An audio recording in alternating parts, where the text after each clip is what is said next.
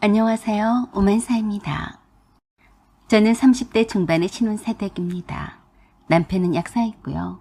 남편은 친구 소개로 만나서 오랫동안 사귀다가 결혼을 했습니다.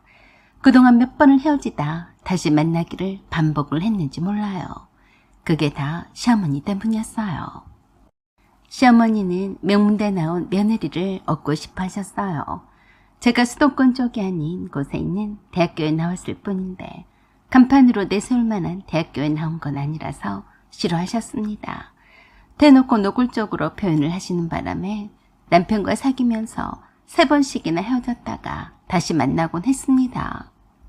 요즘 세상에 대학 간판이 무슨 소용인가요? 대학 간판이 밥을 떠먹여주는 시대도 지났다고 보는데요.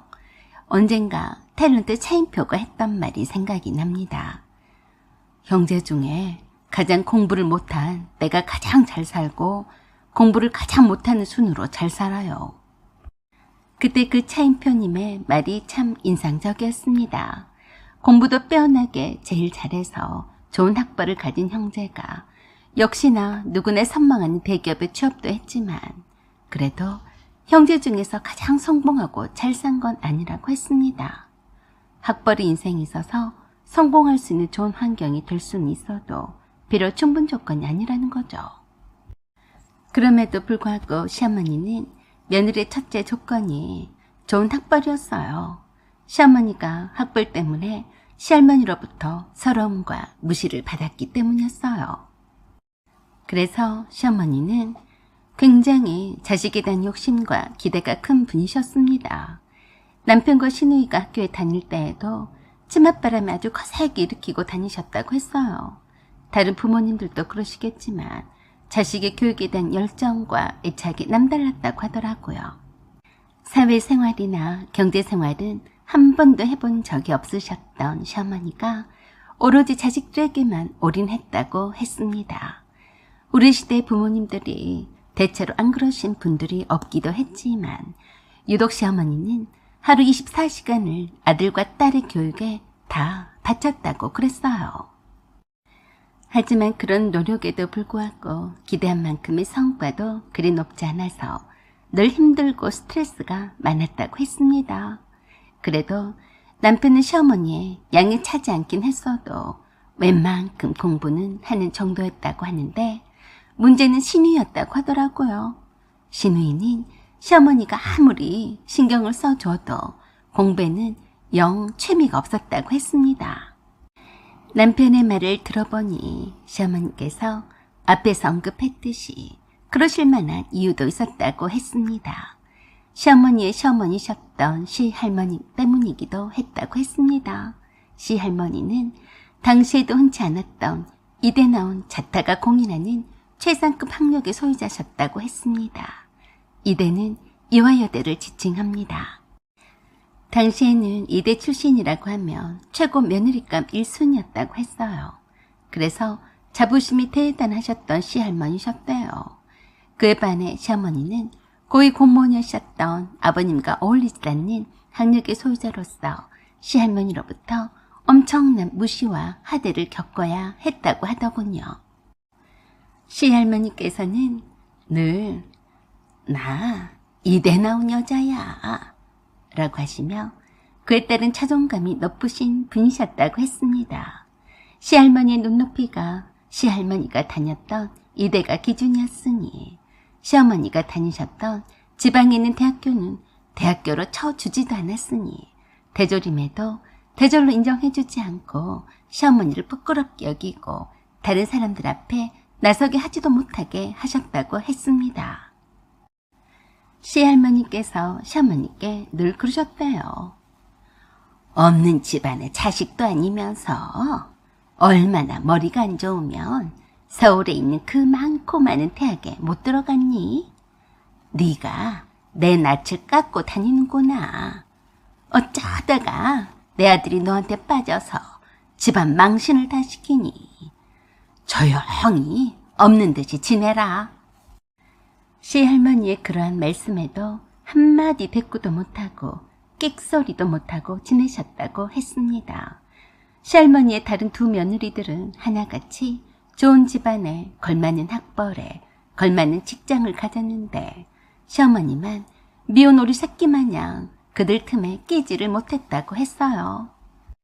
항상 시할머니께서는 시어머니 외에 다른 두 며느리들만 거느리고 집안 행사에 참석을 하셨고 시어머니가 나서는 것을 싫어하셨다고 했습니다. 그런 탓에 시어머니는 학벌에 대한 자격지심이 엄청 많을 수밖에 없었다고 하더라고요. 자식들만큼은 시할머니한테 그런 대접을 받지 못하게 잘 키우려고 다짐을 했었다고 했습니다. 하지만 세상 일이 그렇게 사람의 뜻대로 흘러가던가요? 기대하던 대로 되지 않자 늘 힘들어 하셨대요. 시할머니가 돌아가시기 전에 인정을 받고 싶으셨는데 그렇지 못했다고 했습니다. 아무리 노력해도 남편과 신이는 기대한 만큼의 성과가 없었다고 했습니다. 그것 때문에 남편과 신우이도 자라오면서 엄청 힘들었었다고 했어요. 그래도 남편은 시어머니의 그런 노력 탓에 약사까지 될 수 있었으나 신우이는 답이 없었다고 하더라고요. 공부에 취미가 없었던 신우이가 재수를 했어도 서울에 있는 대학 근처도 가지 못했습니다. 크게 실망한 시어머니는 그 일로 인해서 한때 신우이와 매우 사이가 좋지 못했다고 하더라고요. 그럴 때마다 아버님이 시어머니를 탓하시면서 그러셨대요. 누굴 탓해? 노라가 당신을 닮아서 그렇게 공부머리가 안 되는 걸 가지고 억지로 쥐어짠다고 해서 될 것 같아. 엄마가 그러셨잖아. 밭이 좋아야 씨를 뿌려도 잘 자란다고 말이야. 영양분도 없고 메마른 땅에 잘 자라는 거 봤어? 그럴 때마다 시어머니의 감정이 폭발해서 늘 아버님과 다투시는 날도 많았다고 했습니다. 뭐예요? 어쩜 당신은 어머니랑 똑같은 말을 하고 그래요? 애를 그만 잡으라는 거야. 맨날 엄마 눈치 보면서 기죽어 지내면 좋겠어. 당신도 공부를 잘 못했으면서 애들 왜 잡고 그래? 그랬으니 시부모님은 하루도 조용할 날이 없이 서로 다투셨는데 급기야는 시할머니께서 돌아가신 이후로 서로 따로따로 사시면서 이혼 말까지 나왔다고 했습니다. 그랬으니 더욱더 아들의 여자친구의 학벌에 신경을 썼던 것 같았습니다. 한참 사귀고 있을 무렵에 저를 만나자더니 그러셨어요. 나는 소연 양이 참 이쁘고 좋은 사람이라고 내 아들에게 들었어요. 하지만 그건 기본이죠. 나는 소연 양이 내 아들과 사귀는 것은 반대해요. 좋은 학벌을 가진 아가씨들이 널리고 널렸는데 내가 양에 차겠어요. 당시에 저는 시어머니의 그 말씀에 충격을 받았어요. 사랑만 받고 살아온 내게 아무도 그런 식으로 말하는 사람이 없었거든요. 제가 뭘 잘못했나요? 내 아들과 어울리는 아가씨가 아니에요. 적어도 내 며느리가 될 여자는 내 아들과 비슷한 스펙이어야죠. 더 말할 필요는 없겠죠? 그때 저는 너무 자존심이 상해서 남친이었던 남편에게 절교 선언을 했습니다. 나 싫다는 어머니 아들과 사귈 줄 알았냐며 큰소리 빵 치며 쿨하게 헤어질 결심을 했었어요. 그런데 사람의 마음이란 게 묘하게 뜻대로 되지 않았습니다. 시간이 흐를수록 내가 왜 그래야지? 란 생각을 하게 되더라고요. 그때 남편은 제게 그랬어요. 내가 엄마가 그런 분이란 걸 미리 말해주지 않은 건 내 잘못이지만 그렇다고 해서 엄마가 한마디 하신 걸 가지고 그렇게 나랑 헤어지자고 하는 게 말이 되는 거냐? 우리 사이가 그것밖에 안 되는 거니? 엄마는 엄마고 우리는 우리야. 신경 쓸 거 하나도 없어. 승낙 안 받아도 결혼하자. 남편이 그런 설득으로 다시 만나고 또다시 시어머니 간섭으로 2번 헤어졌다가 결혼까지 하게 되었습니다. 시어머니도 안 되겠다 싶으셨는지 제게 그러셨어요. 그래, 니들이 죽고 못 산다니까 내가 어쩌겠니? 그렇지만 조건이 있다. 조건이라뇨? 뭔데요? 내 아들이 누구 뱃속에서 나왔니? 내 뱃속에서 나왔어. 나도 내 아들 고집만큼이나 고집이 센 사람이야. 너희들이 아무리 내 말을 안 듣는다고 해도 아니면 끝까지 결혼을 반대했을 거다. 하지만 알고 봤더니 너희 아버지가 꽤 큰 사업을 하시더구나. 왜 진작 말하지 않았니? 어머니께서 제가 지방대를 나왔다고 무조건 싫어하셨는데 말할 새가 있었겠어요. 그래? 내가 너희들 결혼을 허락을 해주면 넌 시집 올 때 뭘 해올 거니? 또 이건 뭔 소린가 싶었습니다. 어머니, 뭘 해가야 하는 건가요? 혼수 말씀이세요? 혼수든 뭐든 내가 너를 며느리로 탐탁치 않게 생각하는 것은 네 부모님도 알고 계실 것 아니냐? 그래서 말인데 뭘 해올 거냔 말이다. 저는 그저 어이가 없어서 말문이 막힐 지경이었지만 솔직하게 말했어요. 제가 차라리 결혼을 안 했으면 안 했지. 뇌물처럼 어머니께 뭘 바쳐야 하는 건 싫어요. 뭘 해갈 생각은 전혀 없습니다. 그래? 그러면 내 아들과 결혼을 할 생각을 말던지. 네가 없는 집의 자식도 아닌데 인사를 제대로 차리고 오던지. 그건 네가 알아서 해라. 내가 바라는 건 딱 하나다. 강남에 아파트 한 채는 해와라. 그러면 내 아들과 결혼을 허락하마. 신혼집을 장만을 해오는 말씀이세요? 그래, 싫으냐? 그럼 어머니는 저한테 뭘 해주실 건데요? 이미 말했지 않니? 결혼을 허락한다고 말이다. 어때? 간단하지 않니? 너희 아버지 사업 규모를 보니까 딸 자식한테 강남에 아파트 한 채는 껌값이 아니겠냐? 그리고 평생 무능한 딸을 사위가 먹여 살릴 텐데 가지고 최소한 그 정도는 해야지. 안 그래? 그때도 저는 당황스러웠지만 바로 말씀을 드렸습니다. 죄송해요. 제가 병수 씨와 결혼을 하든 하지 않든 그런 조건으로 결혼을 사서 할 생각은 없습니다. 안 들은 걸로 할게요. 그건 네 생각이니 알아서 해라. 당시엔 남편은 시어머니가 하셨던 제안은 무시하라고 했습니다. 이왕 부모님의 허락을 받고 축복 속에 결혼식을 올리면 좋겠지만 그렇지 않다고 하더라도 상관하지 말고 기존 생각대로 우리끼리 결혼식을 올리자고 했어요. 시어머니도 어쩔 수 없었는지 마지못해 결혼을 허락하는 쪽으로 가닥을 잡으셔서 상견례까지 갔었는데 예상한 대로 시어머니가 저희 부모님께 다짜고짜로 그러셨어요. 이미 소연 양한테는 언급을 했지만 제 아들과의 결혼 조건은 강남의 아파트 한 채를 해오는 것입니다. 그러자 친정아버지가 선뜻 말씀을 하셨어요. 걱정 마십시오. 그 정도는 해주려고 하던 참입니다. 내 자식인데 아까울 건 없어요. 그러자 시어머니가 또 그러셨어요. 그 아파트를 내 아들 명의로 해주세요. 그건 안 됩니다. 딸이 있는데 왜 사위한테 주겠습니까? 그게 마음에 안 든다면 파혼하세요. 저도 제 딸을 내놓긴 싫습니다. 라고 하시며 벌떡 일어나셔서 저에게 그러셨어요. 소연아, 여기에 괜히 온 것 같다. 가자. 그래서 저도 아버지를 따라 상견례장을 박차고 나왔습니다. 뜻밖 행동에 시어머니는 놀라시기만 했는데 그런 시어머니께 남편이 그랬어요. 엄마, 해도 너무하셨어요. 이젠 절 볼 생각은 마세요. 어른이 알아서 장인어른이 해주실 텐데 귀엽고 그렇게 말을 하셨어요. 다시는 연락하지 마세요. 라고 하며 저를 따라서 상견례장을 나왔습니다. 남편은 시어머니 허락을 받지 않고도 결혼을 강행할 생각이었어요.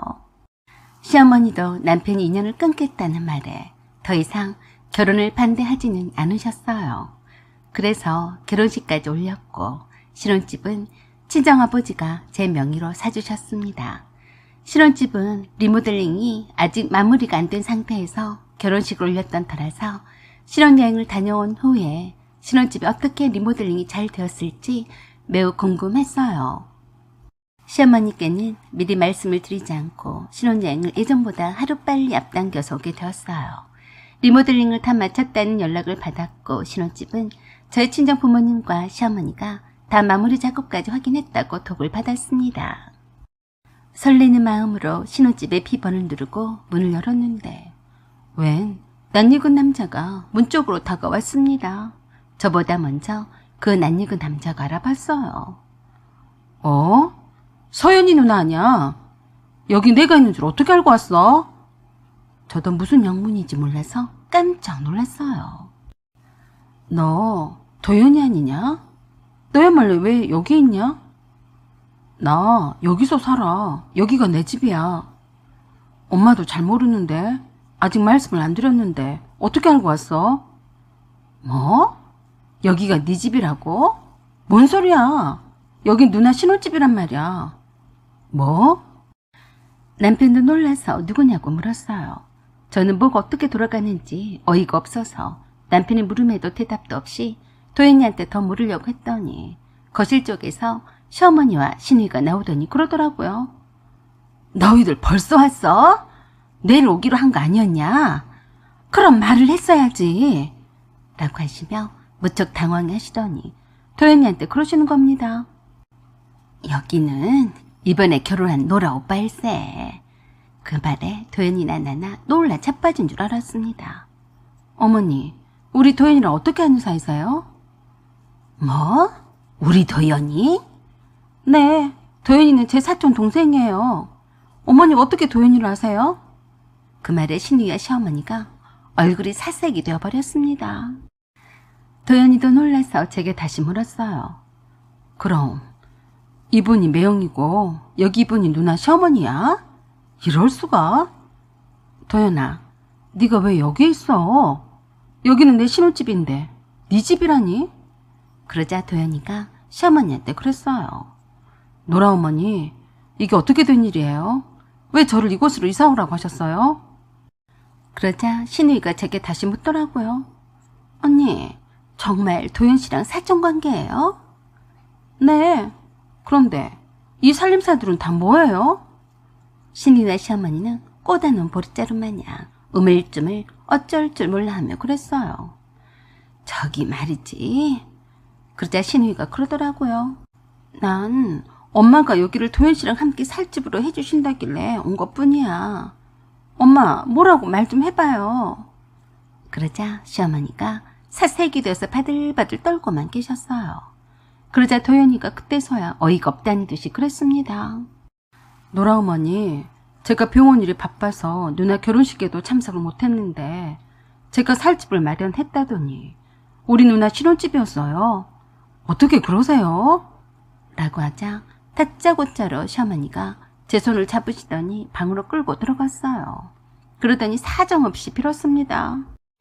네가 도연이 사촌 누나인지도 모르고 정말 미안하다. 나 좀 살려다오. 노라는 네 신우이잖니? 어떡하든지 도연이한테 말 좀 잘해줘. 도연이가 의사라서 그럼 어떡하니? 집 한 채는 해갖고 가야 할 것 아니냐. 그래서 네 신혼집을 도연이한테 주려고 한 거야. 노라는 잘못한 거 하나도 없다. 다 내가 의사 사이 한번 보려고 그런 거야. 눈 한번 딱 감고 모른 척 해주면 안 되겠냐? 어이가 없어서 말문이 막혔어요. 내 신혼집을 신우가 살 집으로 넘기라는 말인데 이게 말이 되는 건가요? 시어머니가 정상이 아닌 것처럼 보였습니다. 어머니, 정신 차리세요. 말 같은 소리를 하셔야죠. 제가 눈 한번 딱 감아준다고 될 일이에요. 그럼 어떡하냐? 도연이가 노라한테 호감을 갖고 있는데 이때 밀어붙여야지. 그래서 제 허락도 없이 제 신혼집을 예비 사위한테 주려고 했어요. 내 신혼집인데 무슨 수로요? 니들이 나랑 같이 살면 되지 않냐. 너야 나쁠 건 없지 않니? 내가 살림도 다 해줄 텐데. 그러면서 싹싹 빌면서 제 손을 붙들고 놔주지 않았습니다. 제발 부탁이다. 도연이랑 노라가 잘 되고 있는데 네가 잘 봐주면 안 되는 거냐? 잘 봐줄 게 따로 있지. 나한테는 약사인 자기 아들 스펙에 걸맞지 않는 지방대 출신이라며 그렇게 결혼을 반대하더니 감히 의사인 내 사촌동생에게 찌질한 신우이가 웬 말인가 싶었습니다. 너한테는 노라가 신우이잖니. 이번에 네가 큰맘 먹고 노라랑 네 사촌동생이랑 잘 엮어주면 그 공은 절대 잊지 않으마. 어머니, 제가 미쳤어요? 작은 엄마한테서 무슨 욕을 얻어들으라고 아가씨 같은 사람을 며느리로 들이라고 하겠어요. 도연이처럼 학벌이 좋기를 해요. 아니면 직장이 좋기를 해요. 꿈도 참 야무지시네요. 얼른 제 집에서 나가세요. 저는 말리는 시어머니를 뒤로하고 거실로 나가서 도연이한테 그랬습니다. 도연아, 너 그렇게 여자 보는 눈이 없니? 왜 하필 만나도 내 시누이를 만나고 그러니? 세상에, 내 시누집에 허락도 없이 딸의 남자친구를 이사오게 하다니 그게 말이 되는 소리냐? 그러자 도연이가 그러더라고요. 무슨 소리야? 난 저 여자의 남자친구가 아니야. 노라가 하도 청순하고 착하게 굴길래 나도 그런 줄 알고 착각한 거야. 여기도 노라가 산 집이라고 해서 비어있으니 잠깐 와서 지내도 좋다고 해서 온 거야. 나 참 어째 기분이 더럽네. 노라랑 노라 어머니가 이런 사람이었다니. 어떻게 누나 시누이와 시어머니야? 사실 나도 멘붕 왔어. 누나 미안해. 내가 당장에 내 짐을 다시 뺄게. 내가 살던 원룸이 계약기간이 만료가 되었다고 하니까 이리로 집을 장만했다고 이사 오라고 해서 온 거야. 그러자 남편이 시어머니와 시누이를 째려보면서 그랬습니다. 엄마, 그리고 노라야, 얼른 나가! 남편은 제 사촌 동생과 제 앞에서 얼마나 창피했던지 연신 미안하다고만 했어요. 사촌 동생 그날 이후부터 시누이와는 만나지 않았고 연락이 와도 받아주지 않았습니다. 의사라면 환장해서 달겨드는 여자들이 무섭다고 했어요. 남편이 도연이에게 시누이와 시어머니를 대신해서 사과를 했으니 망정이지 도연이도 엄청 화가 많이 났었어요. 친정아버지가 사주시고 리모델링까지 끝마친 제 신혼집을 무슨 맘을 먹고 의사인 제 사촌 동생에게 접근을 해서 집을 내주고 환심을 사서 결혼까지 해보려고 여시지를 치려고 했는지 웃기지도 않았습니다. 제가 순순히 제 신혼집을 내줄 줄 알았을까요? 또 어떤 사기를 쳐서 제 신혼집을 뺏어버리고 저를 시가살이로 내몰려고 했는지 생각만 해도 소름이 돋았습니다. 방법은 하나뿐이었어요. 시어머니와 시누이와는 인연을 끊었어요. 그게 남편과 결혼 생활을 지속하는 조건이었습니다. 남편도 저와 생각이 같았어요. 리모델링까지 마친 제 신혼집이었어도 정이 가지 않아서 다른 곳으로 이사를 갔습니다. 시어머니와 시누이가 모르는 곳으로 가버렸어요.